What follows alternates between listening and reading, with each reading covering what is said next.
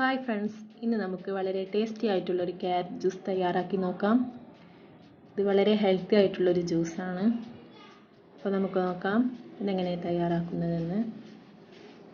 ഇതിനായി ഞാനിവിടെ 2 ക്യാരറ്റ് തൊലി കളഞ്ഞെടുത്തിട്ടുണ്ട്. ഇത് നമുക്ക് ചെറുതായിട്ട് കട്ട് ചെയ്തെടുക്കാം.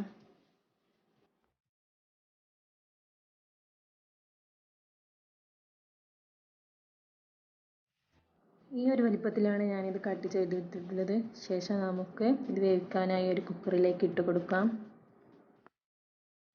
ഇതിലേക്ക് ഞാനൊരു 3 ഏലക്കായ കൂടി ചേർത്ത് കൊടുക്കുന്നുണ്ട്. നമ്മുടെ ഇഷ്ടത്തിനനുസരിച്ച് ഏലക്കായുടെ എണ്ണം കുറയ്ക്കുകയോ കൂട്ടുകയോ ചെയ്യാം. ഇനി അതിലേക്ക് 1 കപ്പ് വെള്ളം ഒഴിച്ച് കൊടുത്ത് നമുക്കിതൊന്ന് വേവിച്ചെടുക്കാം. 2 വിസിലിന് ശേഷം ക്യാരറ്റ് നമുക്ക് നല്ലതുപോലെ വെന്ത് കിട്ടിയിട്ടുണ്ട്. ഇനി നമുക്ക് നേരത്തെ ഇട്ട ഏലക്കായ എടുത്ത് കളയാം. അതിൻ്റെ ഫ്ലേവർ ഓൾറെഡി അതിൽ കിട്ടിയിട്ടുണ്ടാകും. ഇനി നമുക്കിതിൻ്റെ ആവശ്യമില്ല.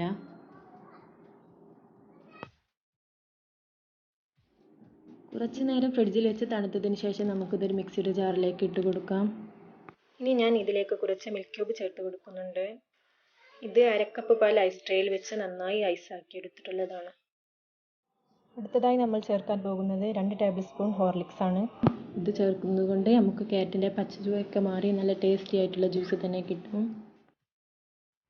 ഇനി ഇതിലേക്ക് നമുക്ക് ഒരു 5-6 കാഷ്യൂനട്ട് കൂടി ചേർത്ത് കൊടുക്കാം. ഇതിലേക്ക് നമുക്ക് മധുരത്തിന് ആവശ്യമായിട്ടുള്ള പഞ്ചസാര ചേർത്ത് കൊടുത്ത് നമുക്ക് എത്ര ജ്യൂസാണോ വേണ്ടത് അതിൻ്റെ അളവനുസരിച്ച് നല്ല തണുത്ത പാലും കൂടി ചേർത്ത് കൊടുക്കാം. ഞാനിവിടെ 1 കപ്പ് പാലാണ് ചേർത്ത് കൊടുത്തിട്ടുള്ളത്.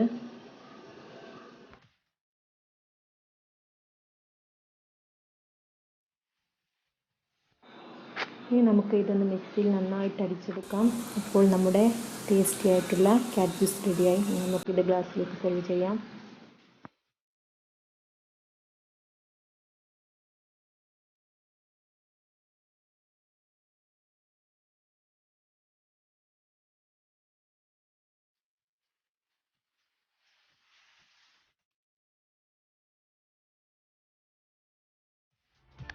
ഇതിൻ്റെ മുകളിലോട്ട് കുറച്ച് പാലൊഴിച്ച് കൊടുത്ത് ഞാനിതൊന്ന് ഡിസൈൻ ചെയ്തെടുക്കുന്നുണ്ട്.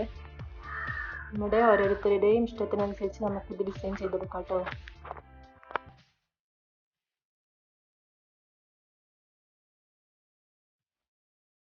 അപ്പോൾ നമ്മുടെ വളരെ ടേസ്റ്റി ആയിട്ടുള്ള ഹെൽത്തി ക്യാരറ്റ് ജ്യൂസ് റെഡി ആയിട്ടുണ്ട്. ഹോർലിക്സ് ചേർക്കുന്നത് കൊണ്ട് കുട്ടികൾക്കൊക്കെ വളരെ ഇഷ്ടമാകും. എല്ലാവരും ട്രൈ ചെയ്ത് നോക്കണം. അഭിപ്രായങ്ങൾ കമൻറ്റിലൂടെ അറിയിക്കണം. വീഡിയോ ഇഷ്ടമായെങ്കിൽ ലൈക്ക് ചെയ്യാനും ഷെയർ ചെയ്യാനും മറക്കരുത്. Thank you.